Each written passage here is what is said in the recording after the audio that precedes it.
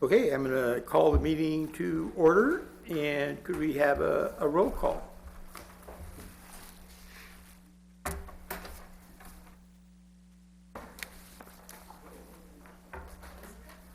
Chair Glines. Present. Members Wolf. Here. Ranston. Here. Hintermeister. Here. Hutchison. Here. Lovelace. Here. Grunbaum. Here. Fish. Here. Brown. Here. And it's nice to have, a full 9-member board and everyone here. The report of the chair. I was at a meeting 2 weeks ago when the Sargent Ranch came up, and that's south of Gilroy, and it's got a couple of oil wells on it, and people still are undecided if fracking is used to extract the oil. And there's also an old quarry that the county has received the permits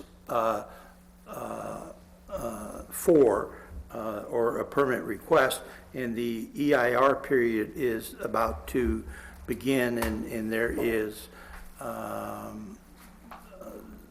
fair amount, and I don't know how you can quantify fair, but there's some opposition to it that may exhibit itself at the county level. And but I'd like to turn the meeting now over to Angie Ramsden, our newest board member. Your last name? You got it right. Okay, good, thank you. Okay. Abigail, Abby. Yes, either way. Okay. Hi, it's really great to be here to join you all on the Public Advisory Board for the Santa Clara Valley Habitat Agency. I have supported the Habitat Plan since its inception. I remember speaking before, I think, the Santa Clara County Board of Supervisors when I was 7 or 8 months pregnant at the final stages, final hours of its approval process. And I was very glad that it was born right around the same time as my daughter. So I can always know how long you've been around because you're Right. the same age as my child. I have followed the plan as an employee of the Nature Conservancy. Previously, I was an attorney in private practice representing developers and project proponents in the CEQA process, and many of my projects had the benefit of habitat conservation plans to support their permitting and development processes. So I've seen this both from the side of the developer and from the side of the environmentalist, and I hope that I can bring a useful perspective to our work here together, and I'm very honored to have been appointed. So thank you for letting me join your ranks. Thank you. And if we could go left to right, starting with Jess, if anyone has anything to say for the good of us all, or what you're up to. No, Jess Brown with Farm Bureau. I don't really have anything to report right now. Okay. Rachel Kish, nothing new to report. Jay Grunbaum, also nothing new. Joe Lovelace, nothing to report. Motorcycle rider. Julie. Julie Hutchison, Committee for Green Foothills. I just wanted to sort of dovetail a little bit on your comments around Sargent Ranch. So from my understanding, actually, the EIR, I believe, now is being pushed out until October before we see that. We are one of the organizations that definitely oppose the quarry.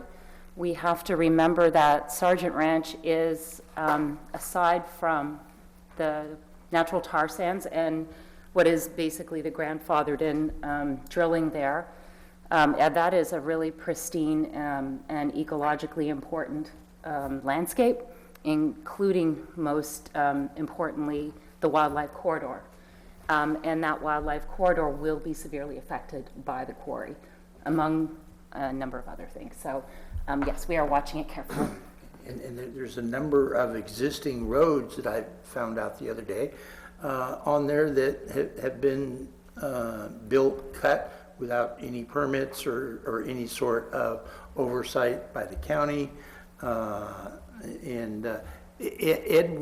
time we were in the running, but they're not interested in talking about selling at all anymore. I wouldn't say they're not interested, but the Nature Conservancy and Post Peninsula Open Space Trust submitted a full price offer based on an appraisal that was done, and we were part of the group that signed an offer letter, and they turned it down. I think, and Abby can, and Julie can both add to this, I believe that there's still an opportunity there, but it really depends on whether the quarry gets approved or not. And that'll determine valuation also. All right. Dan? Jan Henry Lester, nothing to report. Edmund already mentioned the Nature Conservancy has been tracking and been involved with negotiations for the purchase of Sargent Ranch and the protection of the wildlife corridor and the other values that are present there. And all I would add is that we have also known that the Native community, the Amamutsan tribe, is very interested and focused on preservation of the site, and that it is considered very valuable land to them because of their history there. So it's just another factor that we should all be aware of as we track what happens. Thank you. Kyle? Kyle Wolf, nothing. Okay. All right, so then, Doug or anyone else in the audience who has anything to say? Going, gone. All right. So the first item on the agenda is to approve the minutes of the May 2 meeting. Could I have a motion and a second? Moved? Second. Thank you. All those in favor, please say aye. Aye. Any abstentions or noes? Okay. Item number 2, Pathways for Wildlife Connectivity. Ed, you or who on the staff? Yes, we're honored to have Hinga and Tanya from Pathways here, and they're going to give a presentation on the work they've been implementing for us. We got a local assistance grant from the State Department of Fish and Wildlife to study wildlife movement on Highway 152 from around Casa de Fruta up towards Dinosaur Point.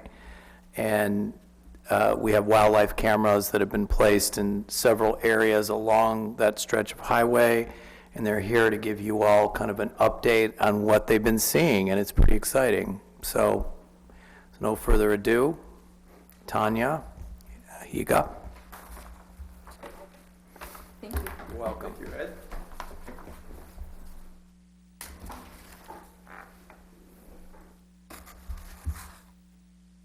Hello, everyone. Thank you very much for having us. My name is Higa Snyder. I'm a wildlife researcher and the co-principal at Pathways for Wildlife. I am the other co-principal wildlife ecologist at Pathways for Wildlife. We specialize in conducting wildlife connectivity studies. This means we focus on how wildlife move across the landscape.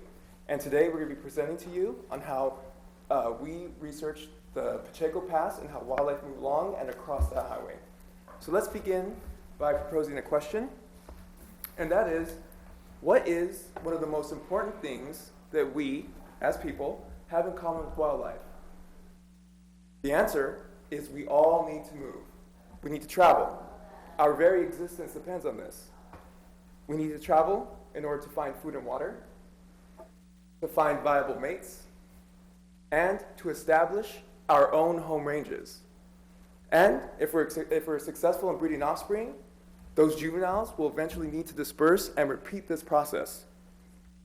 However, what happens when wildlife attempt to travel across our highways and roads? The result can be very dangerous. However, there is a solution. And together with the Santa Clara Valley Habitat Agency, we set out to take that first step, figure out how wildlife are traveling across Pacheco Pass. And tonight, we're going to orientate you. Oh, okay, yeah. Excuse me, sorry. And tonight, we're going to orientate you on our study area and sites, the purpose and need of the project, the study objectives, the data results, which include camera data and wildlife vehicle collision data, also known as roadkill data, and flooding events and how they impact wildlife movement, storm events and seasonal variation, and we will wrap up with next steps. So with that, let me orientate you to our study area. So this is a map, a habitat conservation plan map. The black line represents the Santa Clara County boundary, which is here. The green line represents the habitat permit area, which is here. The Pacheco Pass study area is here. outlined in red. And it is important to note that this area was identified as critical to wildlife connectivity by the Santa Clara Valley Habitat Conservation Plan, the Bay Area Critical Linkage, the State Wildlife Action Plan, and the Draft Santa Clara County Regional Conservation Investment Strategy.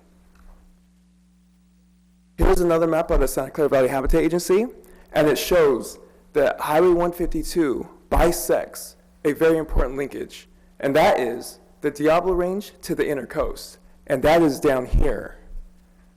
So what this means is, if you're a wildlife traveling from one range to the other, you'll have to first cross Pacheco Pass. Furthermore, when we were doing a previous study with the Nature Conservancy, we found that there was multiple species being hit on Highway 152. We kept this in mind, and we documented roadkill. And as you can see, if you follow it east to west, there becomes a pattern. And we kept this in mind for future study. Happy for that study. So we're currently monitoring 3 different bridges and 2 box culverts, which are color-coded in green in the yellow box. And we'll be talking about these different sites in detail throughout the presentation. So this study involves a 12-month period of monitoring the various culverts and bridges along the Pacheco Pass corridor. And we do this by using wildlife digital infrared cameras. So below is an example of one of the cameras set up. These are no glow, no flash, so we don't spook wildlife. And then in conjunction, we do roadkill surveys, so we can correlate where wildlife are being hit on the highway in relation to the bridges and culverts.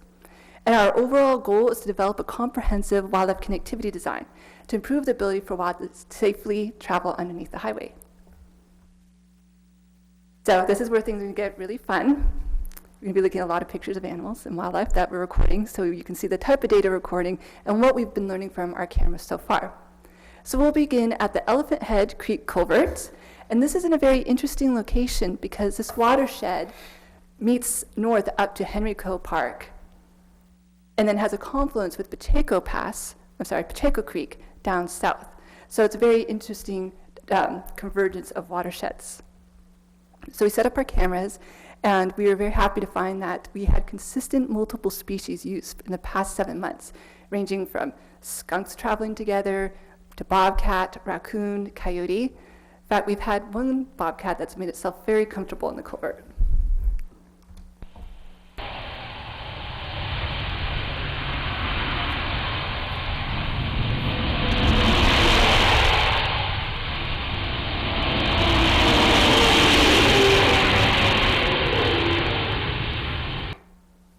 What's the decibel level there?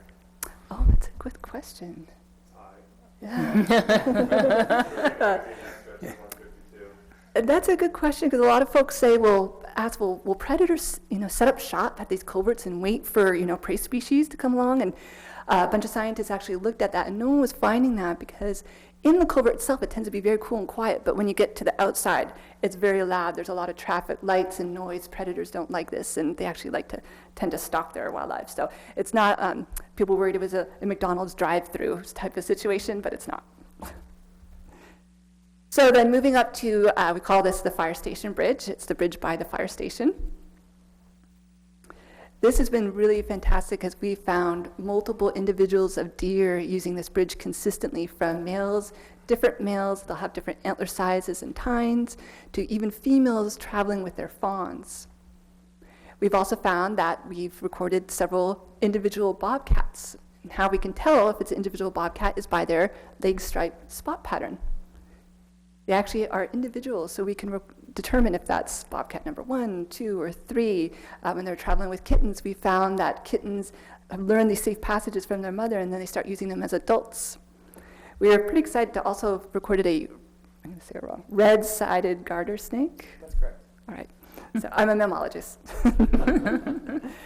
And then in particular, we're very thrilled to recently we just recorded this species. Any guesses on who this is? Badger? Nice. Yeah. American badger. Mm-hmm. Relatively rare to record using underpasses and culverts. Then moving up to the Pacheco Creek Bridge, the reserve is owned and managed by the Habitat Agency. And again, we're having multiple different individuals of deer using there's a center section and then 3 outer sections. This is the midsection. And then this is the northeast section. And that was fascinating because there's a lot of riprap, but when the creek was dry, we were finding gray fox going back and forth consistently each month. Bobcats, deer, even coyotes. We monitor a lot of different highways in several different counties, and this was very high consistent use of this bridge, actually of all the structures. Then we were very thrilled when we recorded a mountain lion. So far we've recorded 6 detections of a mountain lion at the reserve in the last 7 months. This mountain lion was heading towards the Pacheco Creek bed, but we also recorded on another part of the property where it's moving adjacent to the highway consistently. It hasn't used the bridge yet, but we're waiting.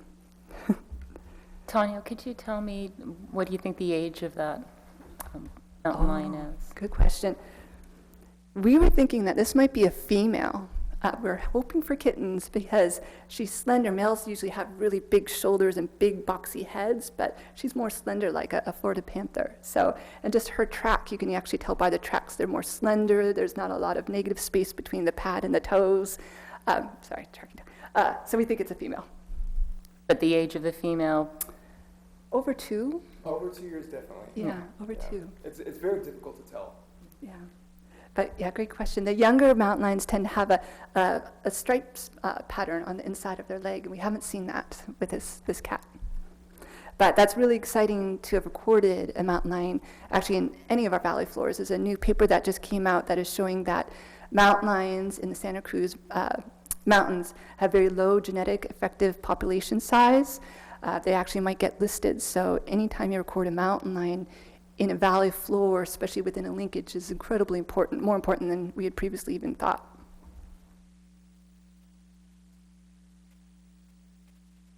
Now moving east, this is one of my favorite culverts. This is the Pacheco Creek Reserve dual box culvert, and that is right here.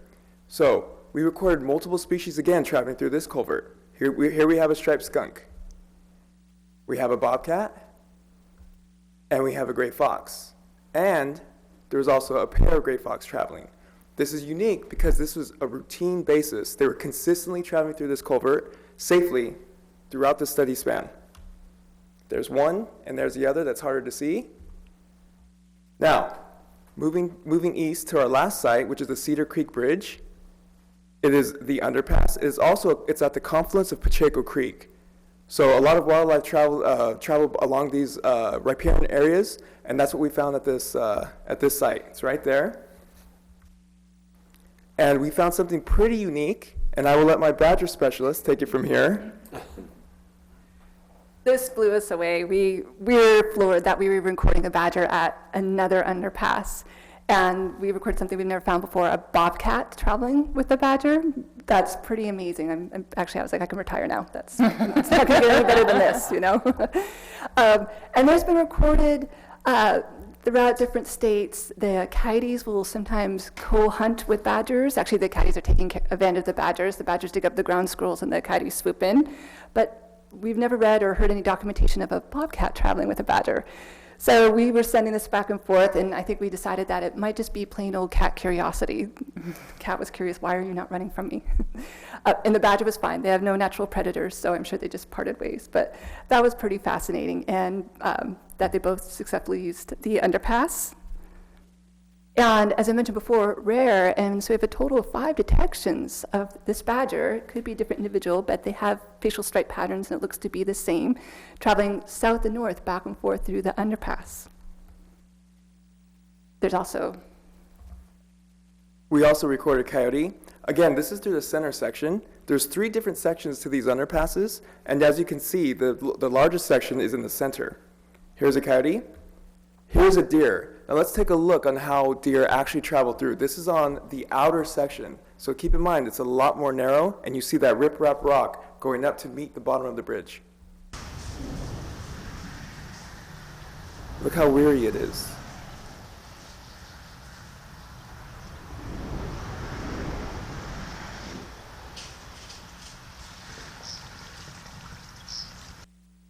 And we've monitored different bridges and structures where For example, Lexington on Highway 17, we're going to install a culvert. For 3 years, the deer would look through the culvert, not move through. And we've noticed that with different bridges. If they're too long, the deer will look in, get very hesitant, and not use it. So we're really excited that even though these bridges are large, the fact that they're open span and have different sections and a lot of light are coming through, we're getting such phenomenal use. So we've been crunching numbers to determine what this all means. And so this is data from August 2018 to March 2019.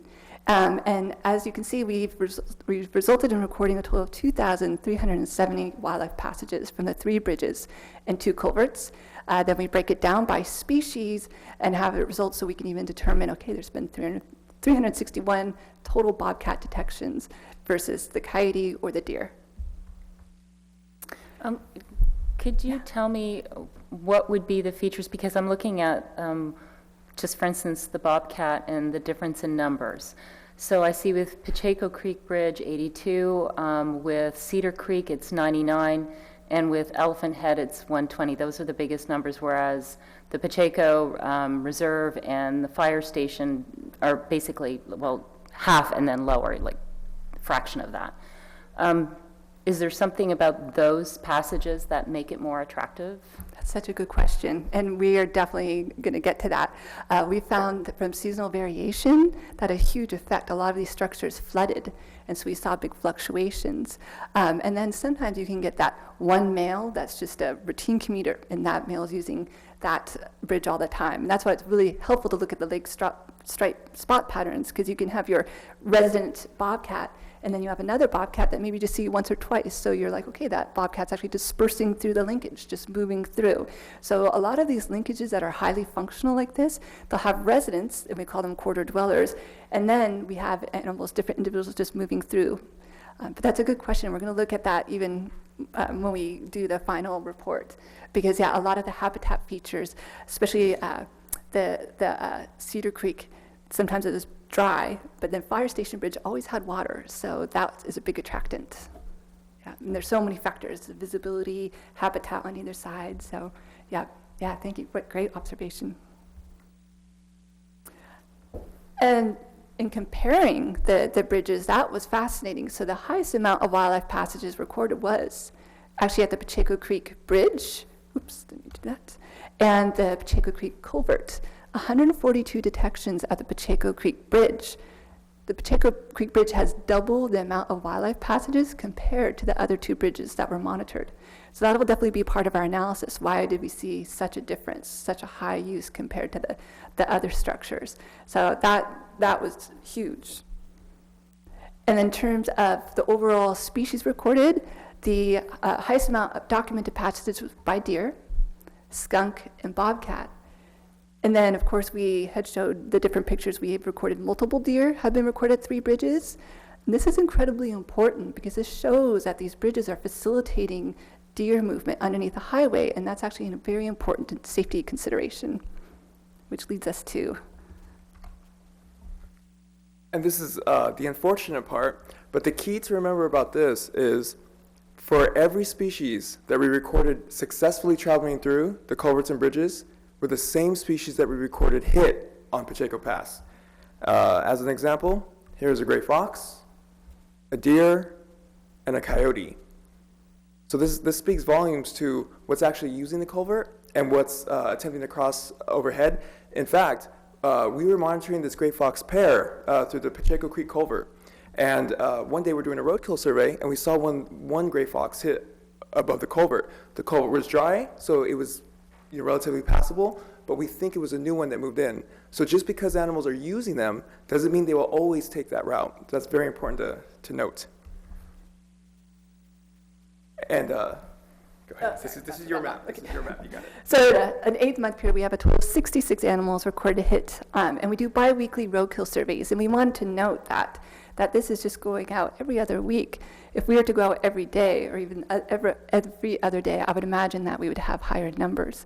But from these bi-weekly roadkill surveys, to orientate you to the map, the yellow dots are the deer that have been hit, the orange are bobcats, the green are coyotes, and the red triangles are American badgers. So as he noted, the same species that are using these structures are also crossing that grade and being hit. And the species with the highest mortality due to vehicle collisions include coyote, raccoon, skunk, and deer.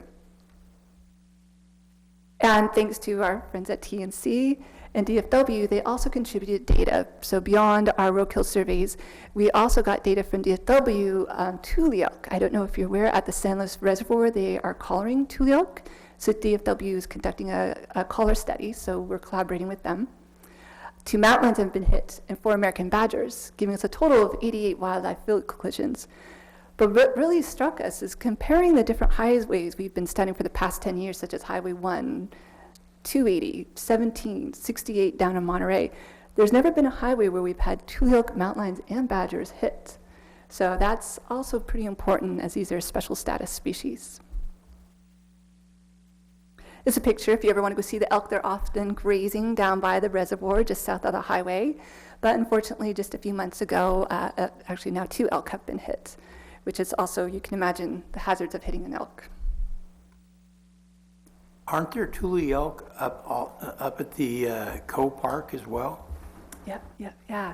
And over on Coyote Ridge, too. So these were reintroduced herds by DFW. And we thought we would need these huge corridors for them, but they tend just to kind of hang out where they were put. So, but they are crossing highways, and one of the things to note is Coyote Valley, they haven't been trying to cross 101 that we know of, but on 152 they are, so that's pretty significant. Okay, so now moving to the flooding event section. So culverts and bridges, they were designed to divert water, right? But over time, some species of wildlife have adapted to use them as safe passage. However, in the wet season, a lot of these culverts and bridges become flooded with water. Here's an example. It is important to note that the underpasses that we monitored, again, they comprise of 3 sections. There's a center section, which is the largest section, and it holds the most water. Then the outer sections, which are more narrow, and they taper up to meet the bottom of the underpass, and they are filled with riprap rock, as you can see in the top left. Here's an example of a coyote passing through the center section of the Pacheco Creek underpass. This is in December, a month before the flooding began. Here's an example of the outer sections. As you can see, they're more narrow. Here's an example of a gray fox, a bobcat, and a deer successfully crossing through. This is that same underpass, completely flooded. The only area left without not submerged is the riprap rock that tapers up. So far, we have only recorded raccoon and the occasional gray fox to travel through this area. No deer, no coyote. We did get those wood ducks down there, though. And this is a closer look at the tapering of the riprap rock. You see how narrow it is? A lot of deer won't travel on shaky terrain, and also it's so short. It's about maybe 5 feet in that area that they don't cross. And during that time, we did not record 1 deer crossing through. It's an ankle breaker. Yeah. So moving up to the culverts, we found that during the storm season, from December to February, there was a sharp decline in wildlife passage at the culvert due to the flooding. And then we found that there was an increase of wildlife being hit by the cars in the vicinity of the culvert, which we think may be due to the culverts inundated with water. We call this the bobcat's dilemma.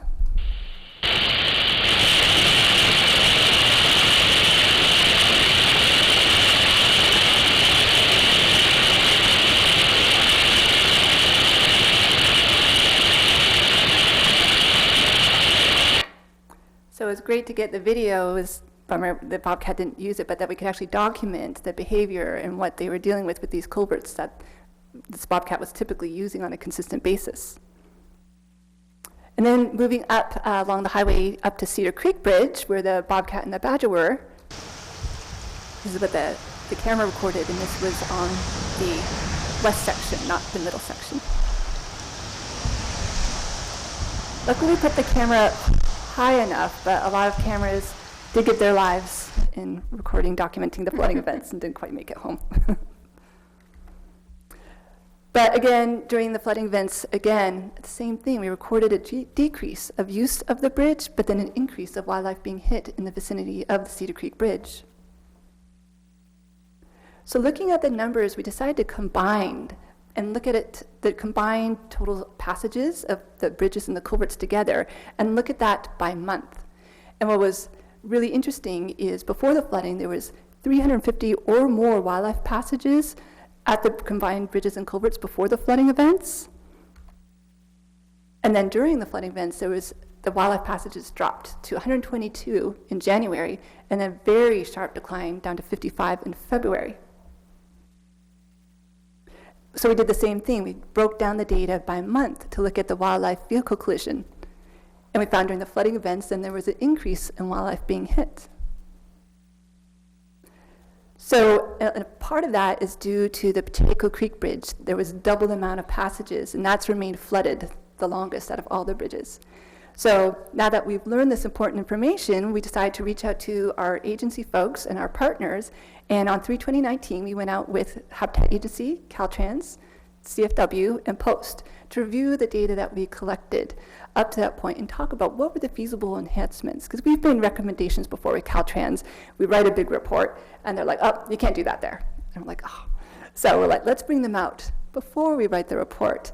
And it's fantastic. We had several, a branch chief, a head chief of maintenance came out with us that we worked with DFW, who was doing the two-layer collaring. So it was really great. And we just put our heads together and started to brainstorm.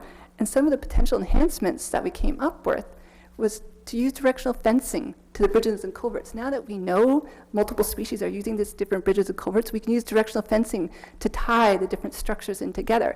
And it doesn't have to be awful, ugly fencing. A lot of plans, we worked down in Monterey with Caltrans and TAMZ, and our recommendations are scenic fencing, because it's a scenic plan that we were part of. So we can use scenic fencing to help tie the different bridges in together. And these have been shown to be very successful. Can you explain what scenic fencing is? Oh, yes. Here's the little diagram. So instead of a huge 10-foot all metal, with barbed wire on the top, something like that, in Banff, Canada, along the Banff Canadian overpasses, they put wooden poles with 8-foot fencing. And for the badgers, you just dig it down about 3 feet. And that's been really successful. And Tony Clevenger, who's done a lot of this work up in Canada, said even in the snow, this fencing lasts years. Because Caltrans is like, if you put up fencing, who's going to maintain it and who's going to be responsible for it? So we talked about that and the type of fencing. And so they definitely approve of the scenic fencing. It lasts a long time. It's really tough and rigorous. And again, it's great. Even we've seen video documentaries down on Florida Panther. It's great for the big animals. But this has also worked really well for even amphibians or turtles. We watched a video of a turtle that took several hours, but went all along the fencing till actually reached the culvert. So it's very successful. And then we're thinking big too, really big. So land bridges have been very successful. This is an example in Wyoming, and they're becoming very popular vegetated land bridges. So they documented where pronghorn were being hit consistently, identified the Rogue Hill hotspots, put in directional fencing, put the vegetated bridge, and I should have recorded the video because they have fantastic video now of the pronghorn consistently using this, and the decrease in wildlife collisions has been very significant.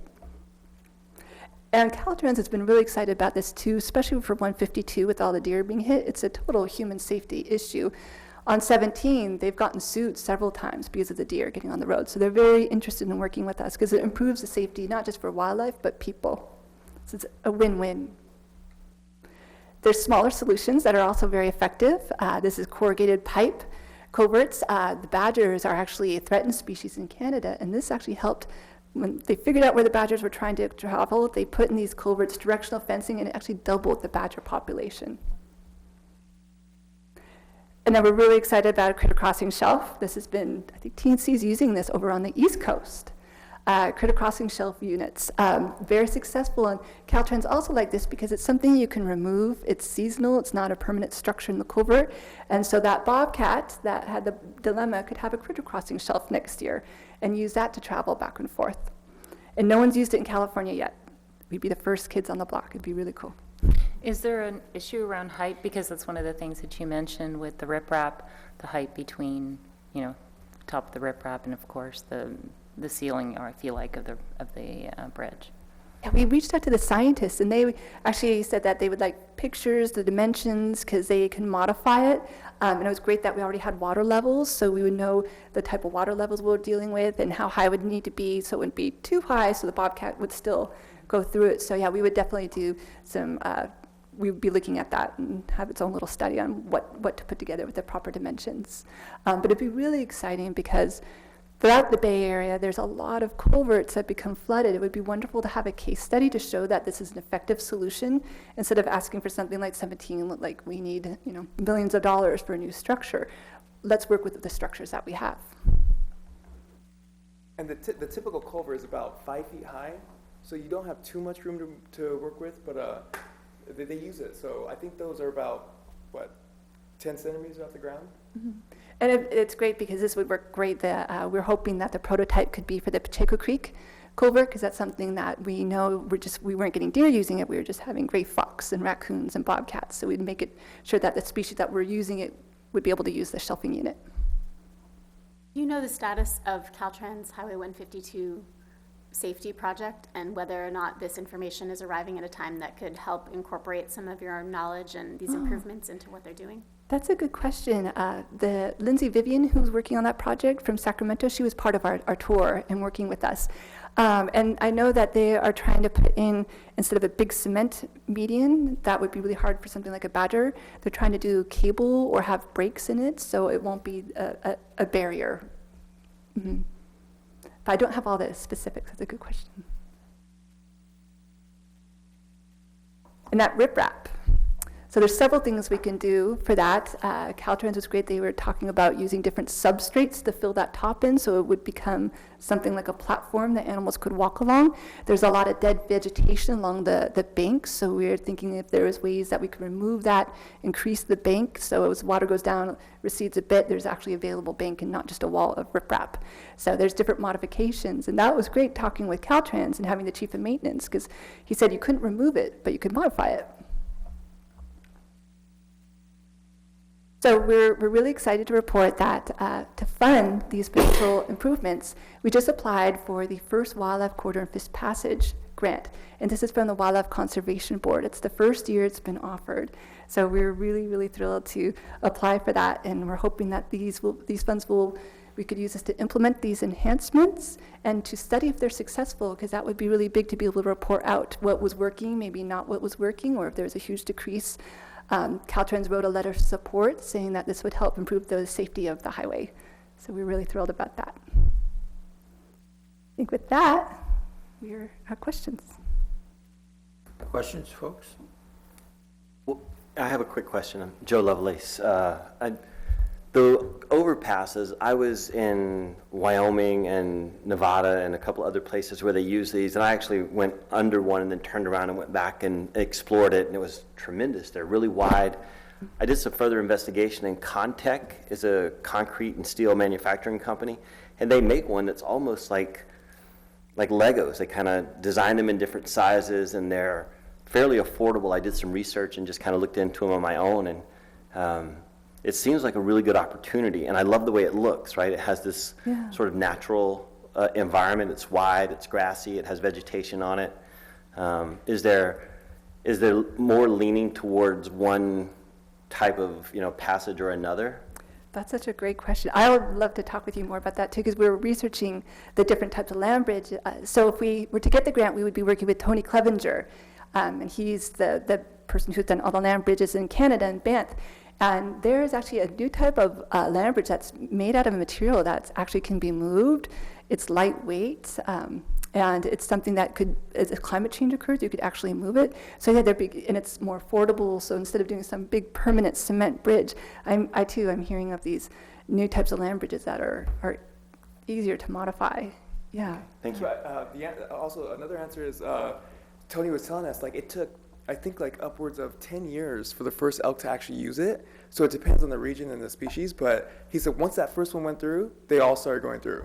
And now they're constantly traveling. So like the ungulates, it takes some time. Right. Yeah. Well, and it's interesting, though, because we've monitored for the TNC study, there was a culvert there where the invasive vegetation had grown up in front of it, and nothing was using it. And we're like, oh, this is just a dead end. Someone mowed in front of it, and then it was a green light. All of a sudden, we were getting bobcats and coyotes, and bobcats with kittens. So it's really interesting when you open up these areas and provide a passageway, what will use it. There's a common theme that I've heard is that you're working with Caltrans, and so, as they're doing projects throughout the region, throughout the state, but, like Santa Clara County, even Yolo County, and other places that are, maybe even more urban areas. So how do you get to the counties to let them know that this is something that they really should and must take advantage of? That's a good question. So the work that we do, we partner with conservation organizations. For example, Highway 17 is with the Land Trust of Santa Cruz Post and Mid-Peninsula Regional Open Space District. So they do a lot of heavy lifting in terms of gaining that public support, reaching out to the county and the folks that they work with. And then we tend to work closely with the science, with the Caltrans, the biologists, and then writing reports that we can send to the engineers that will be approved. But it takes a lot of meetings and conversations for sure. So, and I think that's part of what the RCIS is trying to do, is so it doesn't have to be a case-by-case study, that we'll have these different areas that are designated, and that when there's funding available, we know we can implement connectivity designs. So I think folks are trying to find a way to make it easier, because right now we're literally just going case by case and approaching Caltrans and finding those champions and folks at the county level who will work with us. What's been your dialogue with the High Speed Rail Authority? Oh, that's been interesting. 2 years of meetings. They've been really great. When we first approached them, we had so much data, and thank goodness, to talk about wildlife connectivity movement. And I guess one of the nutshell things I could provide is they were going to go at grade in the Pajaro. And then after we met and we talked with them and we showed the wildlife movement that we collected, it's now going to be on viaduct. So they raised it. So they worked with us. And same thing, Coyote Valley. First they were going to go at grade, and it was going to be this 8-foot fencing, and we're like, you're going to sever our linkage, but we had all this great data. So we talked about solutions, and they're going to, if it was to go through, they could do improvements in some locations that we could never have dreamed of. But it's a mixed bag, for sure. But they've been nothing but receptive to work with us. But yeah, gave me a lot of appreciation for what you all do. It's like, I just wanted to do a presentation and be like, okay, fixed, but no. Anything more? I've always been a little bit curious about riprap. Are there any animals like snakes that would use riprap, or are those kind of shaded riprap areas under bridges really just sort of wastelands and only used for transit? That's a good question. We haven't noticed that it's providing a lot of habitat, but we did notice is some of the riprap, they'll put the netting with squares in them, and we've had to rescue snakes that have gotten tangled up in that. And then when we brought Caltrans out, we were like, why so much riprap? And they said to stabilize it. So I'm sure it does provide, like some safety habitat for smaller species and snakes. We just haven't studied that, but that's a good question. Mainly small mammals. Mm-hmm. Yeah. And one of the things that we've applied for with the grant, though, is we're going to get cameras that are specialized. Tara had this great suggestion that are specialized for monitoring reptiles and amphibians. We were lucky to get that snake, but we would actually have a camera, and part of that study would be evaluate the smaller species instead of just looking at the larger mammals. So, great question. I'm sorry I don't have a really good answer, though, for it. So. Well, thank you very much, and it's been fun.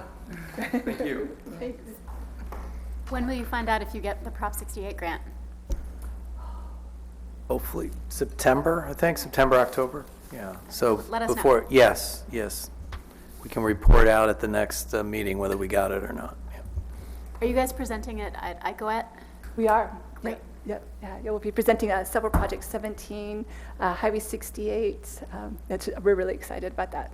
And hopefully down the line, 152. It's an international conference for ecology and transportation that brings together scientists and researchers and project proponents and wildlife regulatory agencies and engineers and all sorts of problem solvers to try to figure out how to answer these questions and come up with the state of the art for improving wildlife connectivity and learning from examples around the US and across the world. It's very cool. Thank you. So we now have Jerry from the agency staff is going to talk about our first official acquisition. We, OSA acquired with the help of TNC, the Coyote Ridge property. We have our easement over it. A lot of our funding was put towards that acquisition, but it was not acquired by us. And Caltrans donated that Pacheco Creek property. So this is the first one that we've actually had to do all the hard work of signing the paperwork and doing all the legal land transfer. It's going to close tomorrow. And it's that confluence that Tanya was talking about, Cedar Creek, Pacheco Creek is on this property. And it's a real gem to be getting. And I'm gonna have Jerry's here to present to you on a little bit about the property. Thank you, Ed. I know I've said this before, but thank you all for being here. We very much appreciate your participation. It means a lot to us to see a full panel here. It's fantastic. So we're going to stay down in Pacheco Creek in the vicinity. This is the Serralo property that we'll be talking about tonight. We've been here before, presented Pacheco Creek Reserve in terms of replanting and revegetation project we conducted there with students and teachers restoring a watershed program with Point Blue Conservation Science. And we put in a well and a solar pump out there, and we maintain the property. So we're out there pretty regularly. And it's given us the opportunity to kind of rub elbows with some of our neighbors out there. One neighbor in particular is the upstream neighbor. It's the parcel that's shown in blue here, owned by Pete and Karen Serralo. They're both, they've lived on the property for about 20 years. They have a house that's in the far eastern portion on the, kind of on the other side of that fish-shaped pond, if you see that up there at the top. For 20 years they've been there, but they're, like a lot of Californians, they're looking to move. You've seen, a lot of people have been moving lately. They're going to Oregon, Texas, or Idaho. These are the Idaho variety. They're leaving for Idaho pretty soon. But they didn't want to just give the property over to someone to possibly mismanage it. And once they understood who we were and what we do out there, and through a lot of Ed's hard work, I will say, they came around to understanding the importance or the value of perpetual conservation for the property. So we started asking them about how this transaction might work. They became interested in maybe selling us a portion of the property. We're not interested in owning a house. It just doesn't mean anything for Habitat. So we hired an appraiser, and we went out there and wanted to carve out about 103 of the 123 acres that are there. So this is what we envisioned. And so the parcel's in yellow. That's our existing Pacheco Creek Reserve. That's about 55 acres. The newly acquired portion of our property is in red, and then we carved out a 20-acre remainder for the Serralos to keep their home site. 20 acres was important because that's the minimum parcel size for the county for residents out there, so we didn't want to leave him with something that couldn't be developed further in the future. And so that worked out well for him. We wanted to capture primarily the stream, the riparian corridor, the pond especially. When we found out we had an opportunity to acquire that, that was critical. We could have carved this 20 acres to kind of bisect the pond, but we got a little creative there and kind of jogged it out a little bit, so the whole pond's on our property, and we're looking forward to restoration opportunities on the pond there. So that's how we envisioned it. Here's how we did it. We are a joint powers authority, so we are exempt from the Subdivision Map Act. Essentially, we hired a surveyor to go out there. We walked the property with the property owners. We outlined exactly where we thought the pins should go. They marked it all out. We submitted this, or they submitted this, to the county recorder's office, and in about a month afterwards, I think we got confirmation that the county was okay with it. So from that point, we could simply complete a grant deed and say a purchase agreement, and just like that, we had the property. So I think that from the time we got this survey done and we'd come to terms with the Serralos, it took all but a couple of weeks to close this in escrow. And as Ed mentioned, he just signed yesterday, and we're very excited to have this. So the resulting parcel looks like that. And you can see from this list here why it's important and why the Pacheco Creek Reserve was important for us. It has a lot of very important habitat types, 103 acres total. The 14-acre pond is beautiful, and it might be bigger than that. I see the numbers kind of bounce around a little bit, and, but it's there year-round. The water stays there year-round. All sorts of waterfowl out there. Sycamore alluvial woodland, mixed riparian forest, everything that we're looking for, all the kind of boxes we need to check for conservation are there. In addition to the 0.7 miles of stream we have, or creek we have on Pacheco Creek Reserve, we'll pick up at least 1 more mile of Pacheco Creek here. These are some pictures for oohing and awing. This one's an ooh. That one's an ah. That's the creek when it's really pumping along. Pacheco Creek, 2 of the years that we've had the reserve have flooded. And what happens is that pond kind of becomes hydrologically connected to the stream, but it's just for a short period of time. The rest of the time, it's a beautiful pasture land. It's got, like I said, all the habitat types that we're looking for, so it functions very well. As Tanya and Higa were mentioning, this, like the Pacheco Creek Reserve, is in a very critical area for landscape linkages. This was envisioned by the plan years ago, a site that was very important for both terrestrial and aquatic movement. So we've got steelhead that move through the property. We look forward to having more steelhead move through the property, but the terrestrial movement that we're finding out now is fantastic. We're very happy to hear about that. And it ties into, sort of finally here, project that we presented to you not too long ago. This is our feasibility study for restoration on Pacheco Creek. This would be, it would have a steelhead focus, but also have a sycamore alluvial focus. We want to recreate habitat out there. And so as you can kind of see on the picture here, the fish shows up sort of multicolored in this area. That's really, it's a topographic image that should be a solid, a solid picture because water doesn't change topography in a pond. But now we can include portions of the pond, portions of the area around the pond, the confluence here with Cedar Creek into our feasibility study. And so it will help inform a larger, more robust project, we think, for restoration. So yeah, I think that's about it. I'm happy to answer any questions you might have. I probably missed something here. Just one thing. In our discussions with our consultants, they think we can meet the conservation objectives and exceed them here, creating 18 acres, restoring 18 acres of sycamore alluvial habitat. That was my question, is how much does this move the ball forward for us?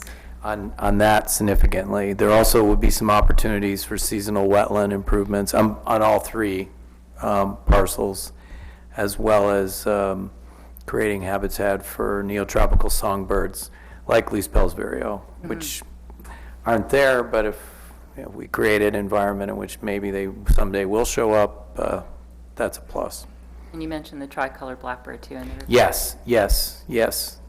They Clara claims to have seen them out there pretty regularly. You've sent us a few pictures that were red-winged blackbird, but there's also one that looks like it could be a tricolor. Yeah. So we're giving him the benefit of the doubt. He knows birds. He knows birds. Yeah, he does. And there is a colony nearby on one of those state wildlife refuge. Oh, okay.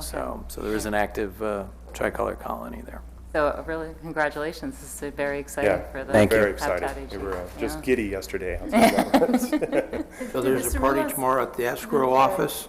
Yeah, we think so. We're a party at the S, right? Did the Cirillos graze the property, and if so, do you intend to keep grazing it? Go Yeah, ahead. they allowed a rancher who lives a little further upstream to graze the property.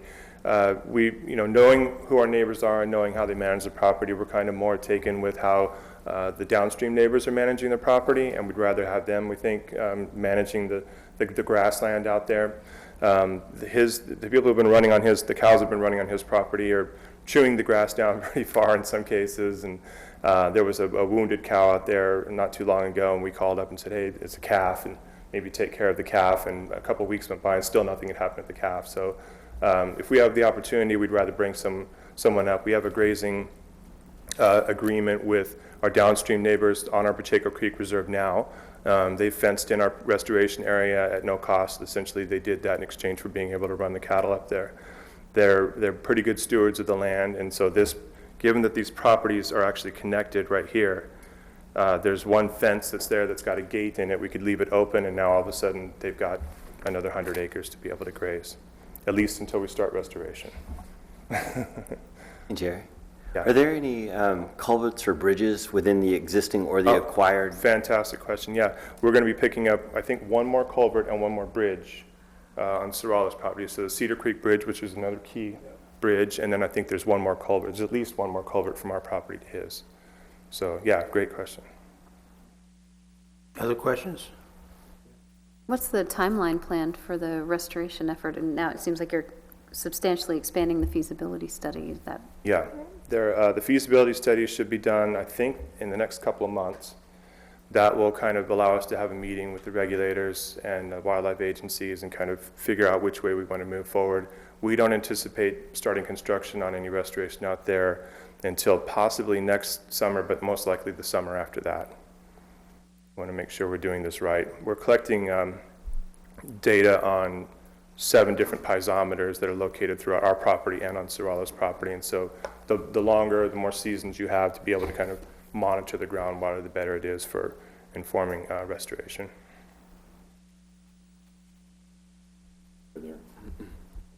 Yeah, so we're going to have about 1.7 miles of riparian corridor here. Yeah. I don't know if you can answer this right off the top of your head, but we had an overall goal of riparian corridor protection. Do you happen to remember what that is? I don't know if we had a specific goal. Yes, for this. stream, I know that number. It's 100 miles. Tara, Okay, do you, okay.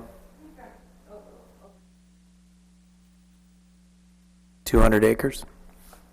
So that's what this is now, almost total, like 100 plus. We've also got 10 acres of restoration, stream restoration that has to occur too. So this bites into that one pretty well.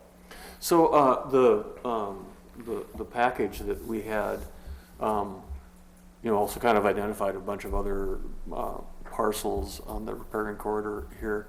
So I assume this is just kind of going to be a continuing, looking to expand potentially the riparian corridor in this particular area. Yes. Yeah. As our neighbors get more comfortable with us and possibility of easements or acquisition, yeah, we'll continue to explore those opportunities. Sort of And how we- the habitat plan. Yeah, we have a good relationship, as Jerry mentioned, with the ranching family that borders our property.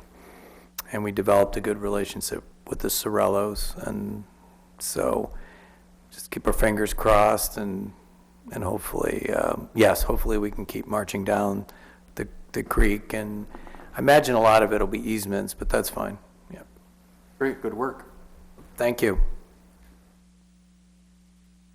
One more quick question, sorry. High-speed rail, how is that going to impact the project? We figured we're going to proceed regardless of what happens with high-speed rail. They may proceed, in which case they're going to have to mitigate. Right. Or they may not proceed, in which case we will have affected restoration out there that's important anyway. So, but the corridor would go through this property. It won't go through Sorellos, but it'll, no, that's fine. It'll clip the western part of our 2 parcels. And so the far western part near Hart Creek, which is the drainage, it'll impact our neighbor's property, but this property will not be impacted. And it won't impact most of the property that we currently own. Thank you. Thank you. Okay, thank you.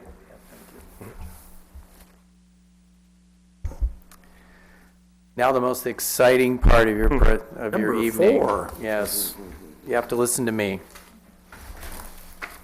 So I gave you a lot of stuff here. Some of this came sort of at the last minute. And as I go through this report, you'll understand why I included it. So I just want to get in the habit of updating you guys on certain things. And because you're also stewards of our financial sustainability as well as our ecological responsibility, and to make sure that we're implementing the permit and that development is able to move forward. So we sort of have three responsibilities that are represented by the stakeholders here, as well as agriculture. So, so the endowment, to date, we've invested over 1.3 million into the Silicon Valley Community Foundation Social Responsible Fund. And the balance as of July 31st, as you can see, is over 1.4 million. So we, I mean, the stock market's been, up until the last week or so, the stock market had been doing fairly well this year, and I think that that balance statement reflects that. From an advocacy standpoint, I at least was sort of surprised about how all these affordable housing initiatives could potentially undermine the HCP, NCCP.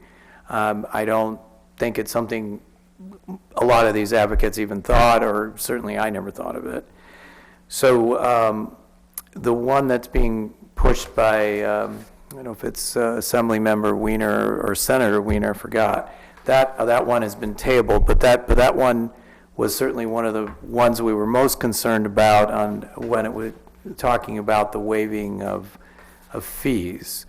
You know, given how our program operates, given a world in which we have Prop 13, local governments depend upon impact fees to pay for a lot of schools and infrastructures. Certainly, we depend on the fees to do the work that was presented to you today.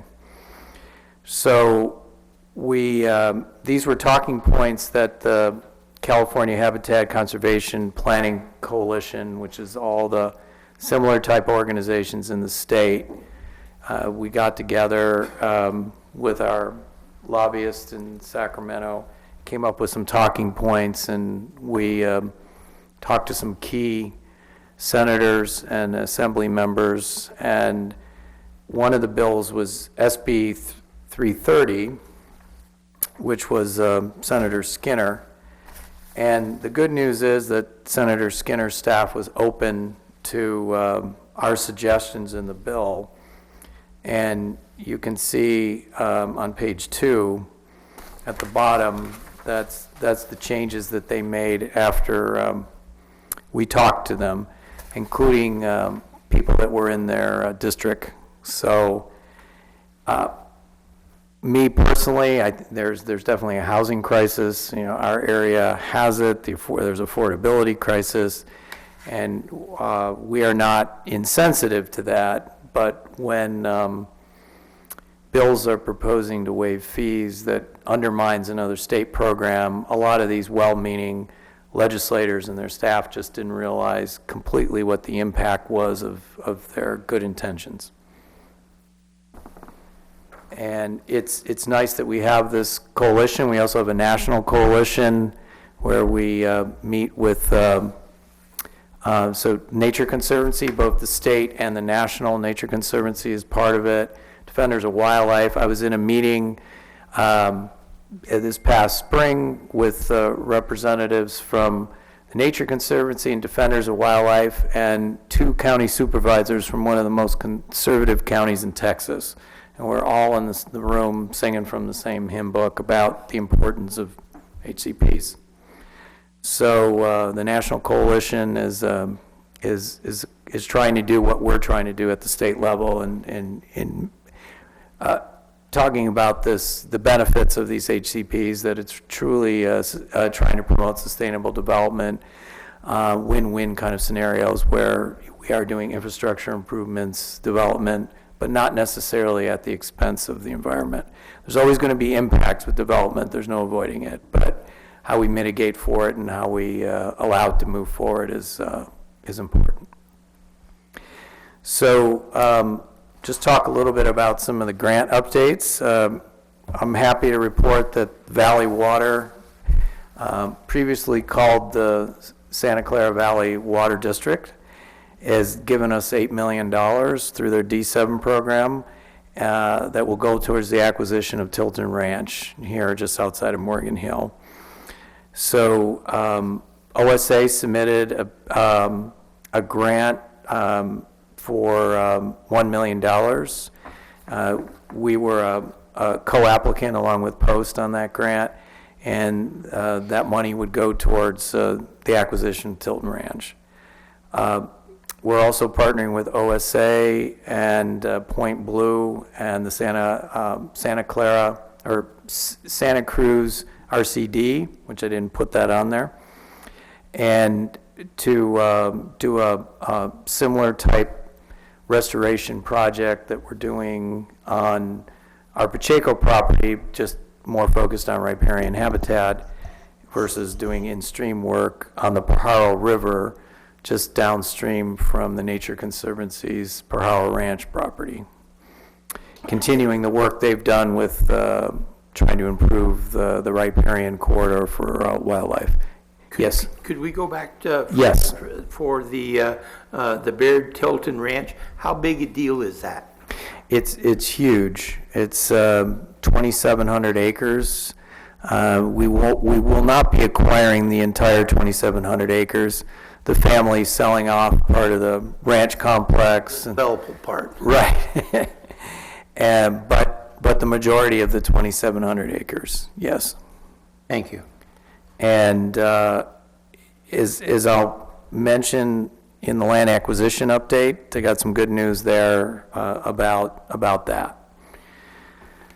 So we also submitted a Section 6 grant for $10 million. We found out we probably not going to get the $10 million, but we decided, so one thing that the good work of the coalition, the national coalition, was there used to be a $2 million cap on Section 6 grants. We said, man, land is so expensive. It's expensive in parts of Texas, it's expensive in Florida, it's expensive here. $2 million doesn't really buy you very much. So they agreed to eliminate the cap, so we said, okay, we're going to apply for $10 million. We'll see what we'll get. About the same time, we'll hear about this corridor grant that was mentioned earlier. We should be finding out whether we get a grant and how much we get. I'll be happy with $4 or $5 million. If we get 2, I'll be happy with that. But we did go for it and said, let's go for $10 million. The next grant, which was already discussed by Pathways for Wildlife, and it would implement those improvements to the bridge and the culvert that are on the property that we currently own. We also will be submitting some grants to improve habitat for western monarch, which is a species that is experiencing shocking decline, where not that long ago there was 1 million of the western population of this kind of iconic butterfly. The count that was done this past November was under 30,000 butterfly. So we're going to do what we can, even though monarch is not a covered species under our plan. The San Felipe Restoration Project, we included milkweed in the plant palette, and I was out there recently with Tara, and I must say it's very successful in its regeneration of milkweed at Grant Park. So that's going to be our focus. Even if we don't get the grants, we're going to be putting milkweed in and the nectar plants for the monarch and all our grassland restoration projects from now on, where we're suitable.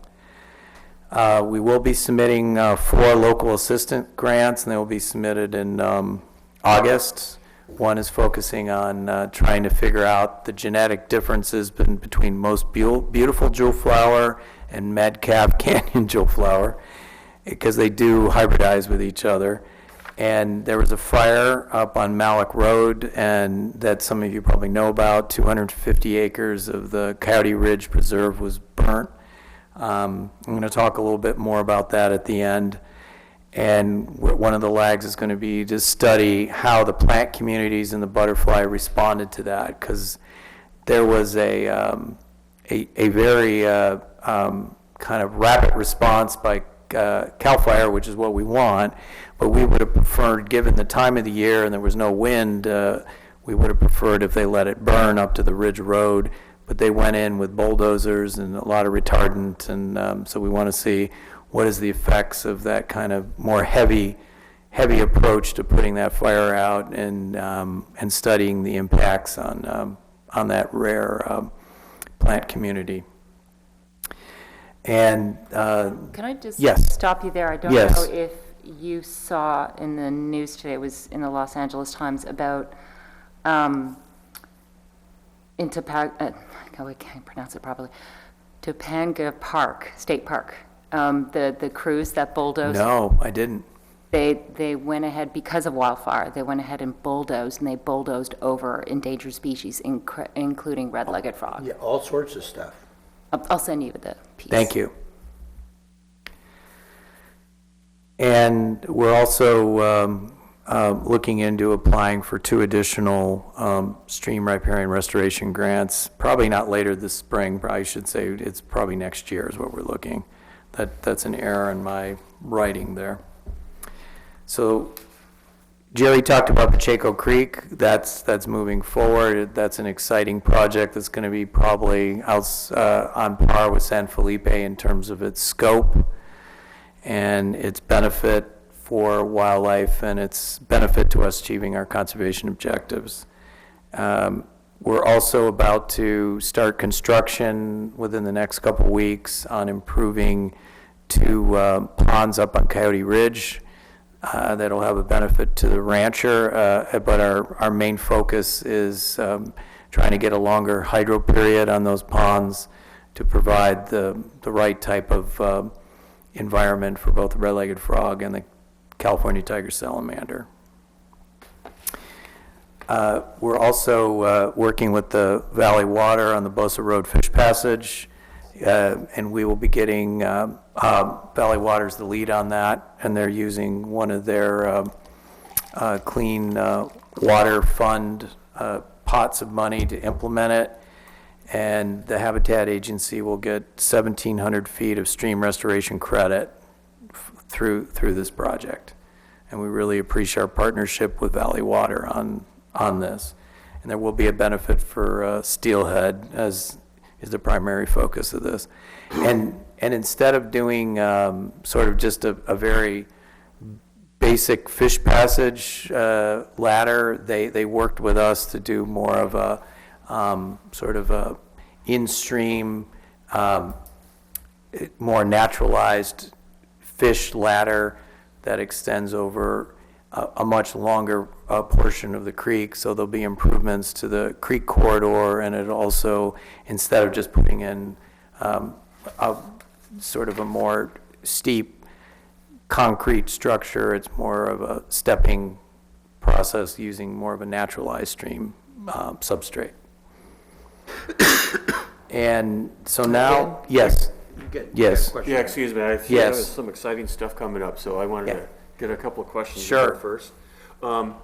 Regarding the Coyote Ridge fire, so I was recently at a meeting of the Open Space Authority, and I guess the thing I found, a couple things I heard that were kind of a little bit disturbing. You know, one was that I did not realize that this fire retardant that's used is kind of heavily nitrogen based.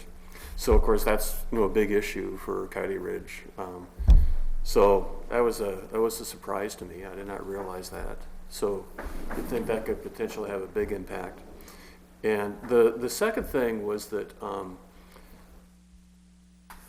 I guess they don't know exactly the cause of the fire yet, or that hasn't been conclusively shown.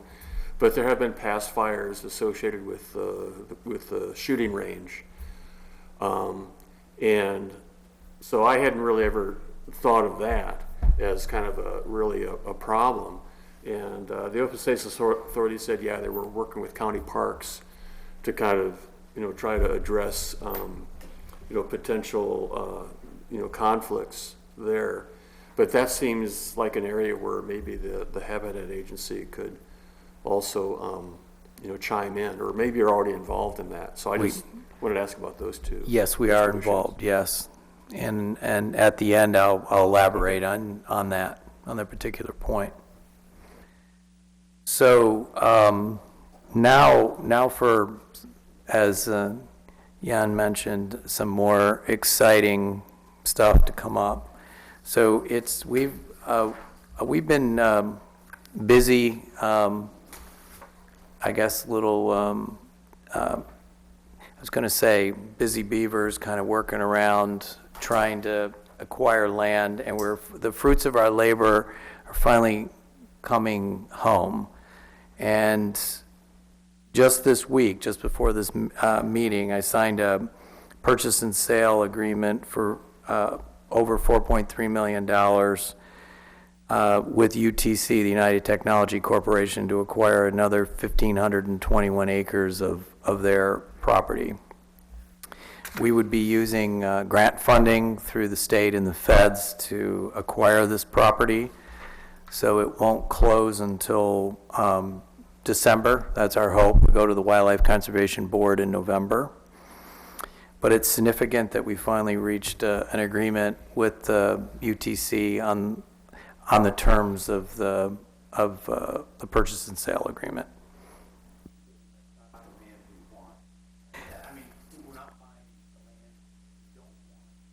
Yes, the regulators wouldn't let us buy it. The Department of Toxic Substances and the Regional Water Quality Board wouldn't allow the transfer of the property, even with an indemnification from the United Technology Corporation. They were concerned that the transfer of that property to us would somehow, they were concerned for us that somehow there might be some legal liability, and they were also concerned that somehow UTC would get out of its responsibility to clean up the site. I'm not completely convinced that that's true, but given the way they reacted, both us and UTC decided just to focus on what was possible. So the UTC will be retaining over 1,700 acres. And we would continue to graze this property as it's being grazed now. And it's really, there's the valley portion, which the UTC Corporation will maintain ownership over. That's kind of like where all the amphibians are. There's a couple ponds down there that are loaded with not only our endangered species, but also chorus frog, western toad, newts, and pond turtles. They're, what we're hoping to create is to create ponds on the acres, and there's a couple maps in here that'll show you. They're more at the end of your packet. And let me see here. Here's one of the maps right here. I didn't put mine in color, but there's two maps that kind of show a configuration. One in particular to look at is the ownership map, which shows the parcel that we will be acquiring, the ones that they will be retaining ownership over, and the ones that are currently owned by primarily public agencies, including the existing Open Space Authority Coyote Ridge property. So the amphibians are, as part of the cleanup, UTC had to create habitat, and what they did has been extraordinarily successful. So that's why our interest in acquiring the valley portions. And the parcels we will be acquiring, our plan is to create habitat there for the amphibians with the intention of, red-legged frogs can move from 1 to 2 miles from a breeding pond. So if there's too much competition in a breeding pond, males and females will search out other habitat. So if we can create ponds in the property we're acquiring, hopefully we can create good connectivity between the ponds that already exist and will be restored and created on the Coyote Ridge property that's there now. And so we would create kind of this larger mosaic of wildlife movement and result in a recovery of the population in this area by creating more habitat, and also lead to a more sustainable population of both those amphibians up on Coyote Ridge. Is this part of the bay checker spot butterfly habitat? Yes, correct. And a lot of the rare plants up there too. There's only a little bit of serpentine on what we're acquiring. I think it's under 40 acres. So that's our main reason for acquiring it, was to create sort of those stepping stones of a source population and result in, movement of these species upslope, try to increase more of a mosaic of that type of habitat for primarily tiger salamander and red-legged frog. So that's kind of our thinking. There's rare bats in this area. There's American badger. So there's a lot of other species that are here. There's the elk. So the more habitat that we can create. Nature Conservancy has an easement over San Felipe Ranch, which is 35,000 acres or something like that. 28. So you start having quite a large, between property that's privately owned with easements over it, and property that either we have an easement over or we own, you start creating quite a large area of connectivity, and you're creating really a reserve system. Yeah. And then there's Henry Cove Park right near there too. I'm noting on the map with the ownership. Yep. United Aircraft Corp., is that just a version of UTC? that Yeah, owns those it's intervening how it parcels? showed up on the ownership map. Yeah, the parcel And assessor's map. Are those the toxic areas you were referring to? The toxic is pretty limited. There's the primary pollutant that's being cleaned up is a polychloride, and it's in the groundwater there. It's being pumped. The other hot spots, which were in the soils, have already been cleaned up and either removed or landfilled. Mm-hmm. So there's about a 200-acre plume of groundwater that's being actively treated, and that's the hot spot. There's a couple of landfills on site that are also considered hot spots. But when you consider the acres, it's under 300 of the 1,700 that is either being cleaned up or has been cleaned up. There used to be 200 buildings out there. Now there's only a handful. An unexploded ordinance, right? Who knows? I'm just noticing that those parcels connect up to the San Felipe Yes. Ranch, so I'm just wondering if there's any idea of an option or, future possibilities if they are cleaned up and the groundwater's problems are remediated. We would like to, and probably it would involve some more kind of meet in person discussions with the regulators to get them comfortable with what we're doing and get them comfortable that UTC will continue to clean it up until it is all the contaminants have been removed from the groundwater. And that could be a number of years. I've heard as long as 100. Yeah. It may be less than that, but the numbers throwing around are decades. Yeah. Well, that's what happens when you test rocket engines and the fuel gets around, and because you could hear the rocket testing in downtown Morgan Hill. I mean, it was that loud. I heard about it, and sometimes there'd be fires, right? Yes. Yes. Yeah. Talk about fires on Coyote Ridge, right? I wonder if there's any call to work with a different organization that isn't as hemmed in by the regulators to option or acquire or do something to lock up those properties in the meantime. I'd be open to it.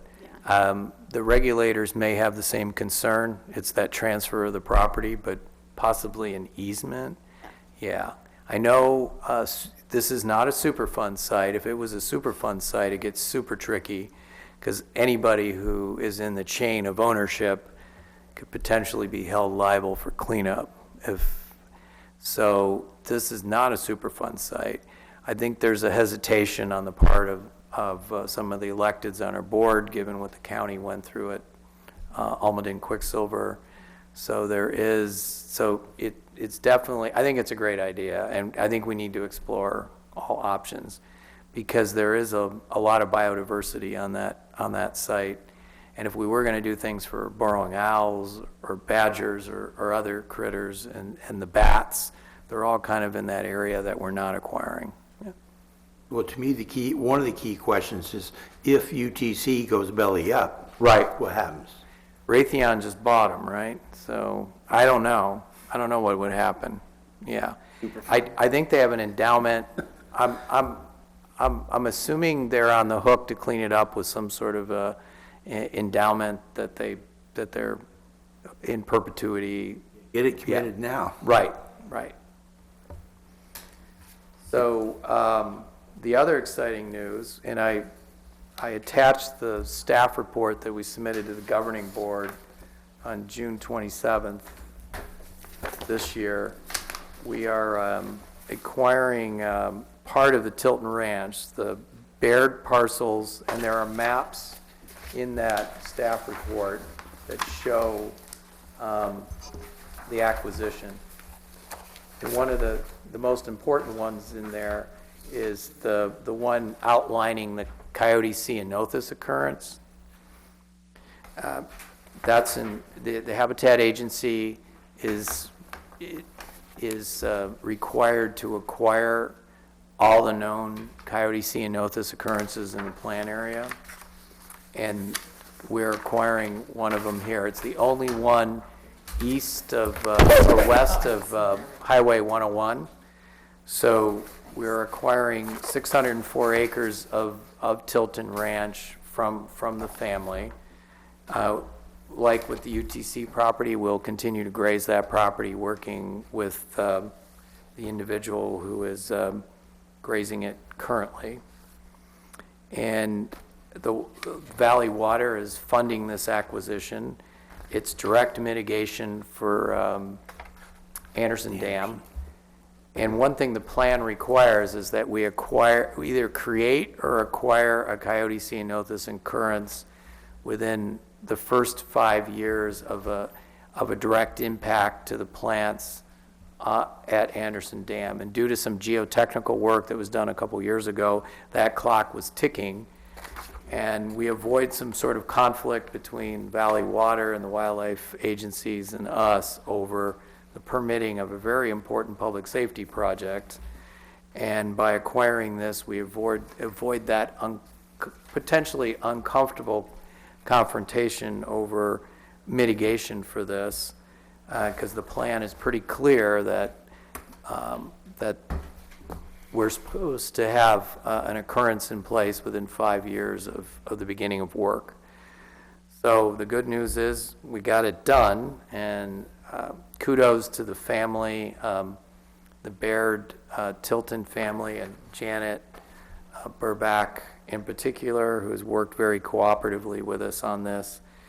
It won't close until they do a 1021 or 1031 transfer. They're going to buy a ranch in Montana. So once they find a ranch, and then I guess there's a couple weeks in which they have time to transfer the money to avoid taxes. So we're working with the family on the timing of that. But once that happens, it'll be like Sorello. It'll be official. I just think it's a matter of them finding the right property to invest their invest their income from the sale of a part of their ranch. Were these working cattle ranches? Yes. Okay, thank you. Yeah, long time cattle. The family's been here they've been on that property, I think, for over 100 years. From what Janet told me, she traced her lineage to Miller Lux.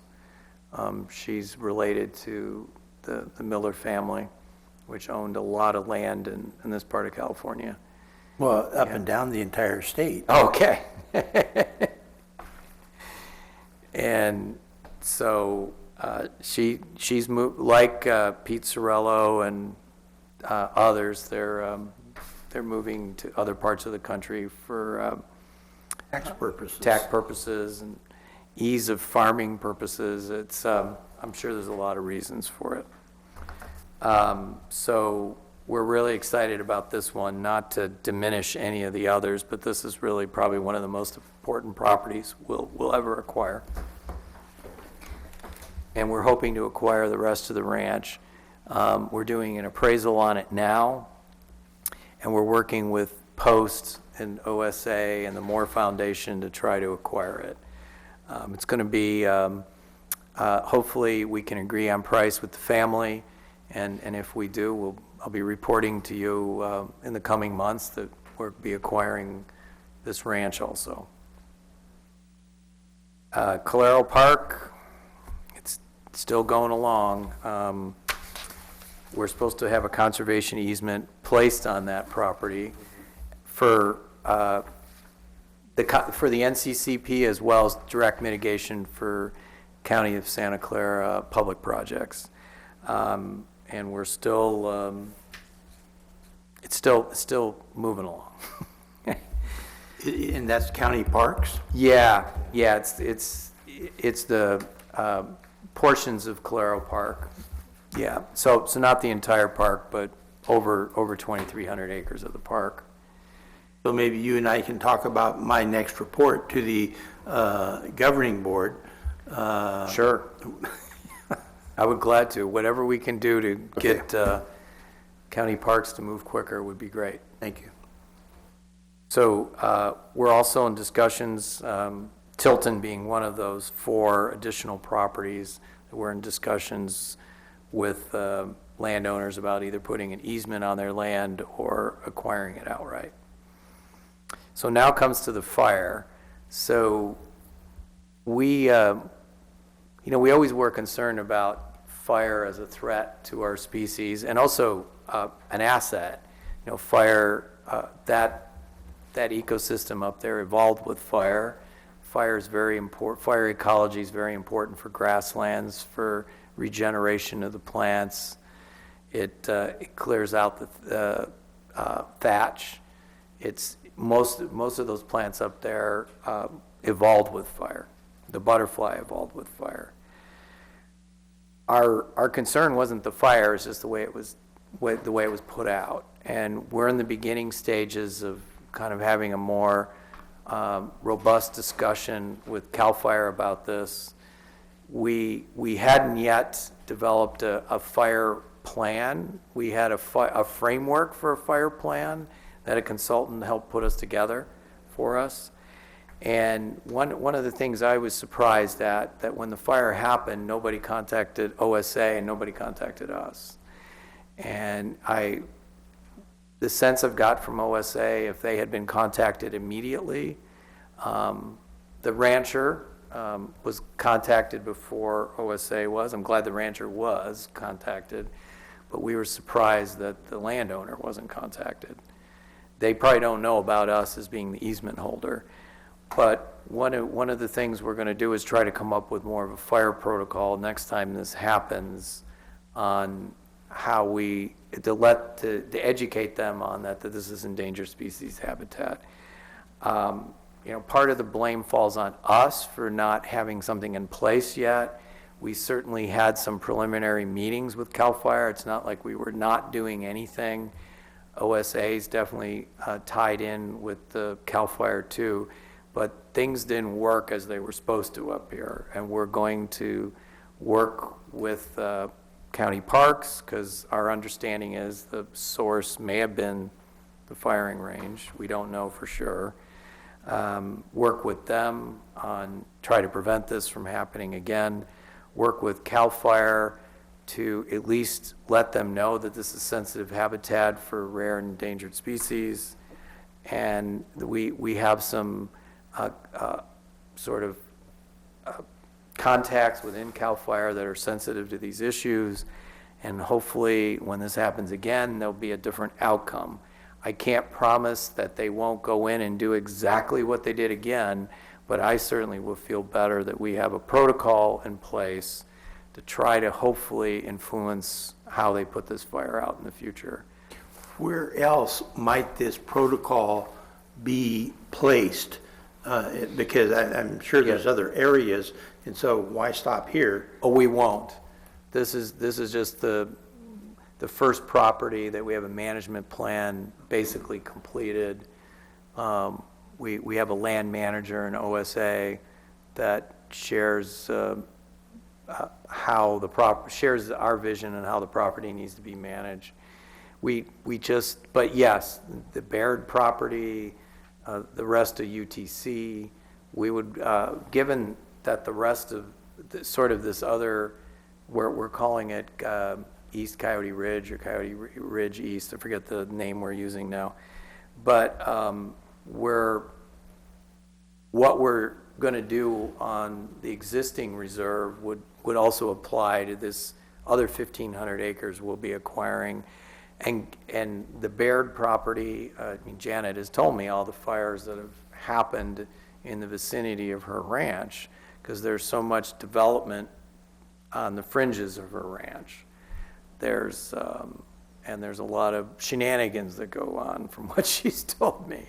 And it's up against urban development in the city of Morgan Hill. So there's going to be new challenges to managing a property that is right on the edge of rural development and suburban development. So we'll have to develop protocol for that site too. Yeah, real quick on that. I was thinking that maybe incorporating, especially where there's an urban interface boundary with a preserved property, and so like at Coyote Ridge where you have, if we give CAL FIRE defensible space, draw the line for them with a fire break or some sort of fire prevention structure, really thinking about just a buffer zone, and let them stand their ground on that instead of entering in. I remember at Henry Cove about 10 or 12 years ago, they sat up on Blue Ridge and let the fire come to them. And that saved, a lot of that sensitive habitat down in the valleys, but it gave them a defensible space to stand their ground, and they didn't bother going in. So maybe something like that incorporated into the plans. And No, you're spot on. That's what we'd want to do. And where the Coyote Ridge Road would be kind of that at least if the fire going upslope, that would be the area, sort of identify where their command center could be, where a staging center could be, and kind of work with them to follow sort of a fire management plan for the site and do something exactly like you're saying. Yep. thanks. You're welcome. And I forgot to mention, there is a map in there, and it shows the extent of the fire. It's the last map in your packet.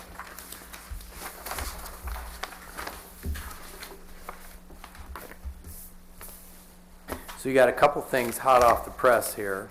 The $8 million, and the two purchase and sale agreements. You're the first to hear about all this stuff. So. I have a question. On the $8 million, you say it's from the D7 program. What is the D7 program? They have this pot of money through their Clean Water Fund, so. They is? Oh, Valley Water. Water. Valley Okay. Water does. Valley Water.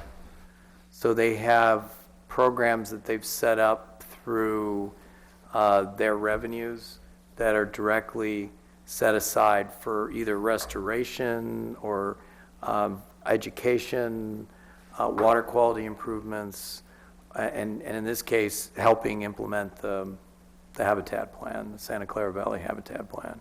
This all comes from Measure B back in 2012, which was a renewal of they renamed it. It's now Safe Clean Water, but Clean Safe Creeks.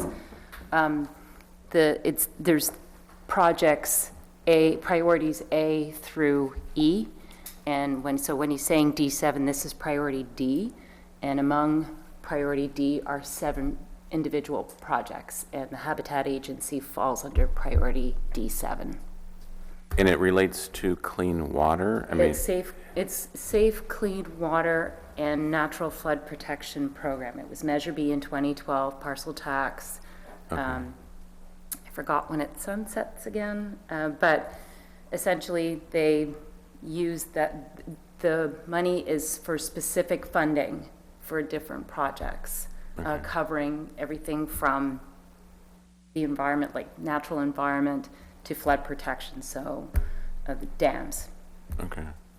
So they're a member of our organization. They helped create us. and they'll have impacts on the habitat that our species live in. So, Okay, I yeah. wasn't getting the correlation from clean water to Yeah. preserving, yeah. Okay. Well, it's, in some ways, Ed has already sort of leaned into it with, they need to mitigate for what they do. So this is kind of helping it in a certain way. But the other part is sort of like, I guess, the open space credit, recognizing what natural and working lands can do for the aquifer, how that Okay, helps. that would make So that's sense. sort of the larger, That would make sense, larger yeah. picture. That would be I mean, I could see that correlating, yeah. Yeah, it's not so, the property we're acquiring, I mean, there are springs on it, there is the top of a couple smaller watersheds. But that N3 ranch that I'm sure everybody's heard about, that is the kind of upper watershed of Alameda Creek. And SF PUC is involved in trying to hopefully acquire that property. And that's all about protecting the upper watershed water supply. So this is directly related to implementing the conservation strategy of the habitat plan. And Julie did a great job describing all aspects of the program. But this one is specifically targeted to helping us implement the plan. And this money is part of the local contribution to conservation. That's required by the permit. Okay. The enrolling of Clara Park is also part of that. It's also mitigation, because the county's offering up some of their parkland in lieu of paying mitigation fees, but they're also enrolling additional acres above and beyond mitigation. And that's what this represents, above and beyond mitigation. But they wanted it targeted towards properties with high conservation value, kind of biodiversity hotspots. And that's what this Baird is, Okay. mainly because of the rare plants and the butterfly.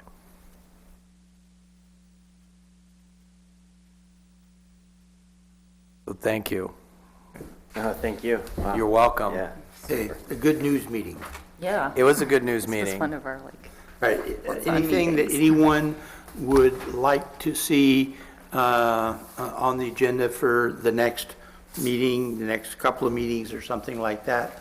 And feel free, if something, if you wake up at midnight and it wasn't an earthquake, you feel free to shoot Ed an email, say, hey, I'm piqued by this, and I think it may well be suitable. And especially with you two, you've got a whole different set of fingers and pies than many of the others here. And we had the Pacheco Dam people came here to speak, and it was a request by board members. So for our new board members, if there's a topic that we can talk about, we'll try to talk about. Walt wanted to know more about monitoring, so we had Dr. Richard Harris come here and talk about monitoring, and it was and sort of globally and then specifically the San Felipe Creek project. So if there's something you guys want to talk about, climate change, we'll try to tackle it ourselves or find the right speakers to. Yep. Given what we heard at the beginning today, maybe Sergeant Ranch would be a good topic Okay. to update everyone who hasn't been involved. Okay. Especially if the EIR has come out in October and our next meeting is in Sure. November, it might be timely. Sure. I don't know if anything will move in terms of the opportunity, but at Right. least bringing the rest of the committee up to speed. So if there Sure. are opportunities out there, that we're ready Okay. to think about them. And be careful on who you speak. No, I won't give either party the platform, the pro or the. No, I mean, because Yeah. it was getting not very, but it was Yes. getting heated at the meeting I was Yeah. attended. Yeah, And I don't want to get into that. Yeah, I'll update you on it. Okay. I'll tell you when I know about it. I think, the biological targets, The what? the value to the Yeah. plan really Yeah. is what the focus of this group Yeah. should be. Yeah.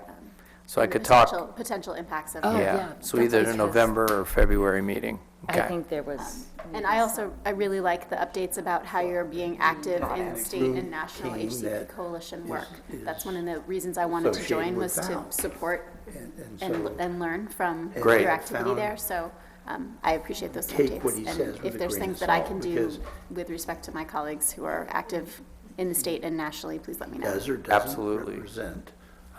Mark is a great, from the state. Any of the- Sometimes the national, a little harder to get them focused on it, because they got so many other things they're focused on. Thank you. Ed, you mentioned, or there's a question earlier about high-speed rail, and they're having a series of public meetings. You have one next week. Yeah, there's, GORA was just postponed, I think, for obvious reasons, but next week, the following week, I don't know if folks are planning on attending those. Santa Clara, I think, is next week, and San Jose City Hall, 2 weeks. But I'd be interested to learn more specifically about those discussions. Sure. What's gone on there, so I can be Yeah. more informed. It'd be lovely going Yeah, into Tara those. from my staff is the point person on that. I get involved in the meetings somehow, but we could have Tara present to you. And we could even ask some of the other members of the coalition, local coalition, to speak. And I I've read- been pleasantly, Abby's involved with it too. I've been pleasantly surprised by their openness of working with us. I was at I read a story this afternoon, it was right next to the LA Times thing, but I don't know if it was the LA Times, they're now talking about diesel-powered rather than high-speed, and then move money to electrification in the San Francisco corridor. Southern California, they're looking to shift money as part of the discussion, as far as I understand. Yeah, I'd like to see, personally, this is not the Habitat Agency, this is me speaking. I'd like to see more investment in local commuter trains and light rail and bus, and electrification's the way to go, yeah.